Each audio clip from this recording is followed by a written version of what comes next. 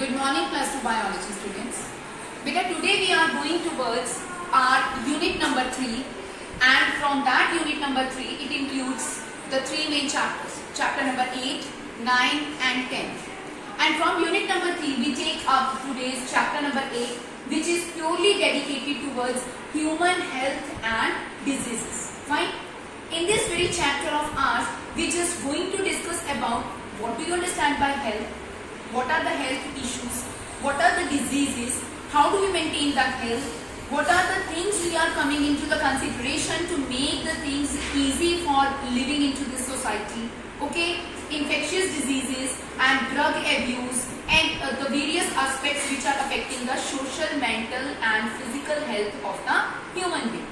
Fine. So this chapter is purely dedicated towards your health and the diseases related towards the organism. Okay, ji. And what are the main causative agents who are causing the disease? What are the precautionary things we are taken up to carry on to get rid from these diseases? So like that things. So in this topic, we just take the generalized views of it. One is health and disease, how the health are related towards the disease and the contrary parts of one another. So the definition of health is a state of complete physical, mental and social well-being. Means बेटा वो state जिसमें बंदे की physical, complete physical, उसकी mental, उसके brain part and उसका social well-being arranged होता है, उसको हम बोलते हैं human health. So healthy person, it should be profound from every aspect of his life, that is from the physical point of view, as well as from the mental point of view, as well as from the social point of view. Fine. So what are the necessary conditions which are going to take in the mind by the organism to maintain a good health?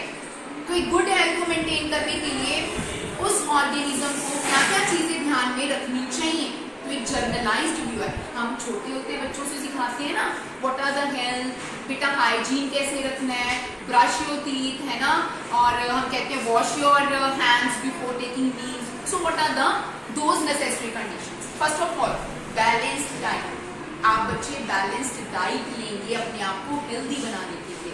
Balanced diet में आपकी सारी वो चीजें आ जाती हैं जिसमें कि carbohydrates, fats, vitamins, proteins, minerals, roughage, excess of water, सब कुछ बैलेंस डाइट लेना, संतुलित आहार.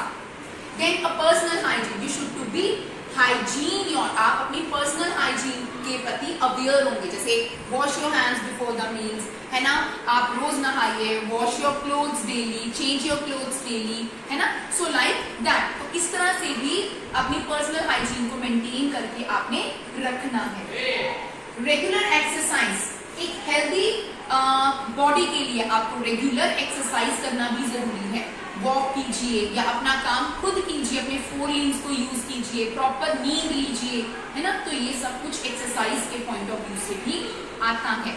Then awareness about the diseases. बेटा आप में इतनी अवेयरनेस होनी चाहिए कि पर्टिकुलर सीजन की पर्टिकुलर डिजीज होती है, हमें उस डिजीज से बचने के लिए क्या क्या प्रिकॉशनरी मेजर्स हमें लेने चाहिए. तो ये भी एक हेल्दी माइंड और हेल्दी बॉडी को मेंटेन करने के लिए बहुत ज्यादा इंपॉर्टेंट स्टेप है. वैक्सीनेशन शेड्यूल, और उसके बाद आपके पेरेंट्स अवेयर होते हैं और आप भी अवेयर होते हैं कि आपको कब कब किस टाइम पे वैक्सीनेशन दिलवाना जरूरी है. मतलब अगर कोई चीज प्रॉपरली कोई इन्वायरमेंट में या पूरी हवा में, एयर में, एयरबोर्न, वाटरबोर्न, सॉइल बोर्न, कुछ भी तरह की डिजीज है तो उसका वैक्सीनेशन भी होना आपके पास जरूरी है. राइट. तो उसके बाद हेल्थ इज अफेक्टेड बाय, अब ब्रॉडली बच्चे जो हमारी हेल्थ है किन किन चीजों से अफेक्ट होती है ना.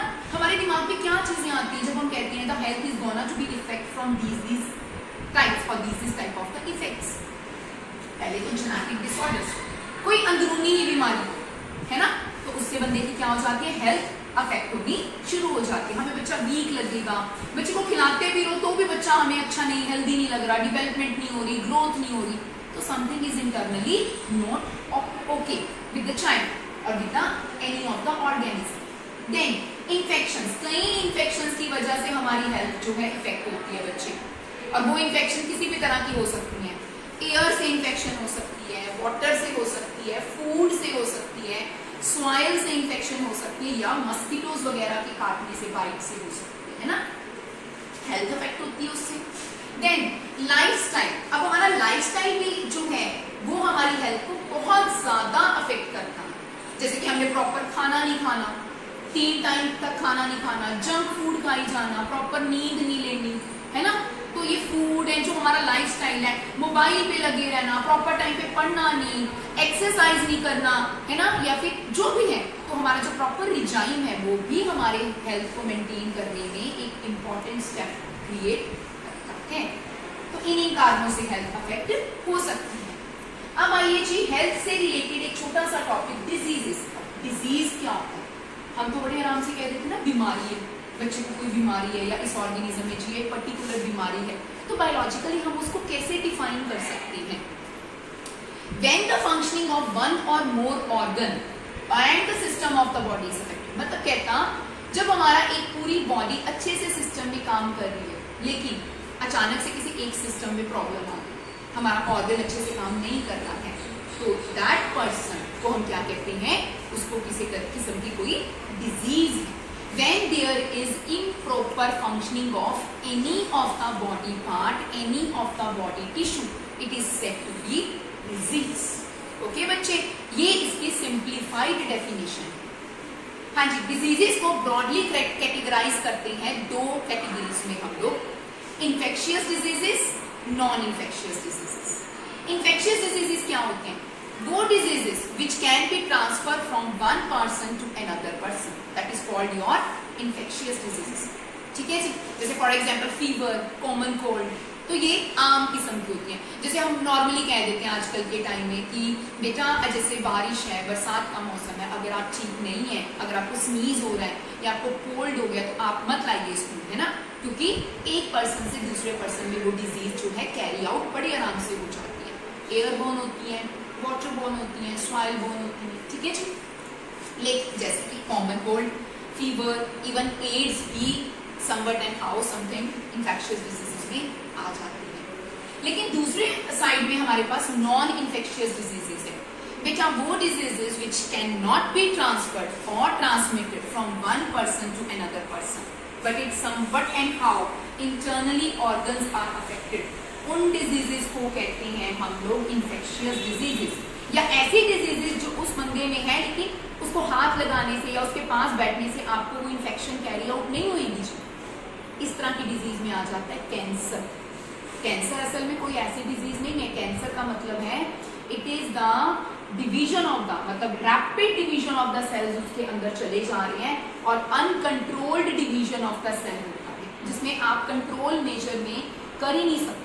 सेल्स की कंट्रोल जो डिवीजन है वो अफेक्ट हो जाती है, सेल डिवाइड हो जा रहा है and it will lead to be a cancer of that particular tissue, that particular organ. So this is about the generalized topic of our today's chapter, that is from health, human health and diseases, and the topic is health and diseases. So you just take the screenshot of this very board bache. If you have any kind of the problem, please like, subscribe and put the comments into the comment section into the YouTube channel. Thank you so much.